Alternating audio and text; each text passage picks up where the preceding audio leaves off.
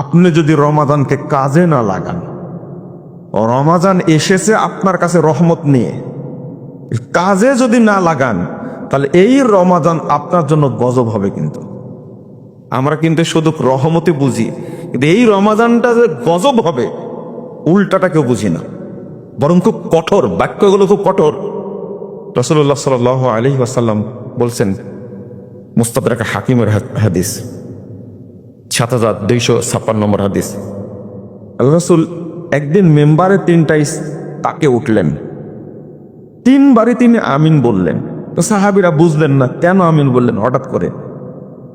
তো তিনি বলছেন, যখন আমি প্রথম তাকে উঠলাম, ফালাম্মা ইরতাকা দারাজা, প্রথম তাকে যখন উঠলাম, তখন আমাকে জিবরিল আমিন এসে বললেন, মান যুকিরতু ইনদাহু ফালাম ইউসাল্লি আলাইয়া রাগিমান ফু রাজুলিন, যে ব্যক্তির কাছে আমার নাম বলা হলো অথচ আমার উপরে দরুদ পড়ল না সাল্লাল্লাহু আলাইহি ওয়াসাল্লাম, ওই ব্যক্তি অপমানিত হবেই, অর্থাৎ আল্লাহ তাকে অপমান করবেন।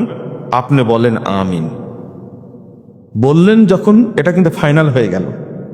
আল্লাহর নবীর আমিন আল্লাহর কাছে কবুল হবে, এতে কোনো সন্দেহ নাই, কবুল হবেই। বলছে, যে ব্যক্তি আমার নাম শুনলো অথচ আমার উপরে সংক্ষিপ্ত দরুদ পড়লো না, ওই ব্যক্তিকে আল্লাহ অপমান করবেন, আপনি এটা পাশ করে দেন। আমি বললাম কি? আমিন।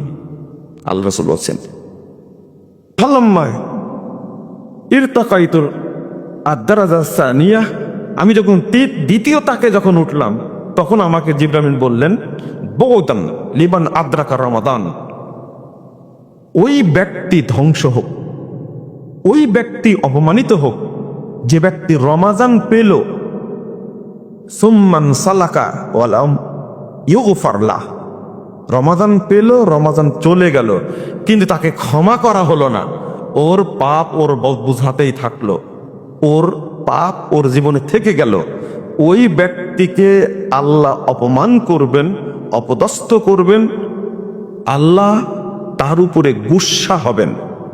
আপনি আমিন বলেন। তখন রাসূল সাল্লাল্লাহু আলাইহি ওয়াসাল্লাম বললেন আমিন। তাহলে এই অভিশাপটা ওই ব্যক্তির জন্য কিন্তু কবুল হয়ে গেছে। আপনি রমাজান আল্লাহ আপনার সামনে দিলেন, রমাজান পাওয়াটাই একটা বড় রহমতের লক্ষণ। অনেক ব্যক্তি রমাজান আগে মারা গেছে। সাহাবা কেরাম রমাজান পাওয়ার জন্য, সালাফরা রমাজান পাওয়ার জন্য 6 মাস আগে থেকে দোয়া করতেন। বোঝাতে পারলাম না মনে হয়। 6 মাস আগে থেকে আল্লাহর কাছে বলতেন, আল্লাহ তুমি আমাকে সামনে রমাদানের অন্তর্ভুক্ত করো। রমাদান চলে গেলে 5 মাস দোয়া করতেন, আল্লাহ তুমি রমাদানের ইবাদতগুলো কবুল করে। রমাদানে একবার সুবহানাল্লাহ বলেছেন, আর আপনি রমাদানের বাহিরে যদি 1000 কোটি বার সুবহানাল্লাহ বলেন, তবু রমাদানের সুবহানাল্লাহর সমান কোনোদিন করতে পারবেন না আপনি। এই নাম রমাদান।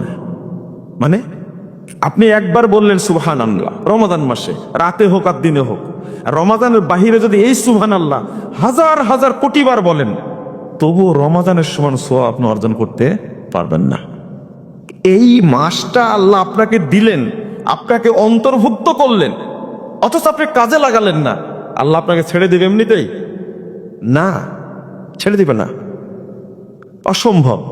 প্রথমত আল্লাহকে আপনি অপমান করলেন, আপনি আল্লাহর ইবাদতের প্রতি কোনো মনোযোগ দিলেন না।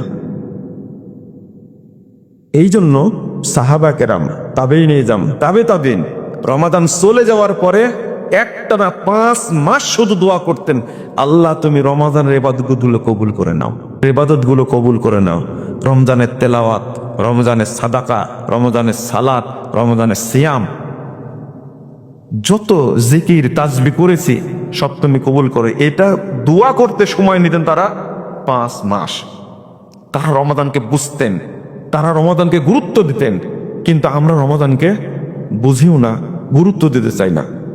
আরেকটা হাদিস এসেছে তিরমিজির মধ্যে, রাসূলুল্লাহ সাল্লাল্লাহু আলাইহি ওয়াসাল্লাম বলছেন, রাগিমান ফু রাজুলিন, ওই ব্যক্তির নাক মাটিতে ছেঁচড়ে যাক, অর্থাৎ ওই ব্যক্তি অপমানিত হোক, এটা আল্লাহ রাসূলের বদদোয়া। ওই ব্যক্তি লজ্জিত হোক, ওই ব্যক্তি ধ্বংস হোক, দৌদান ওই ব্যক্তি ধ্বংস হোক।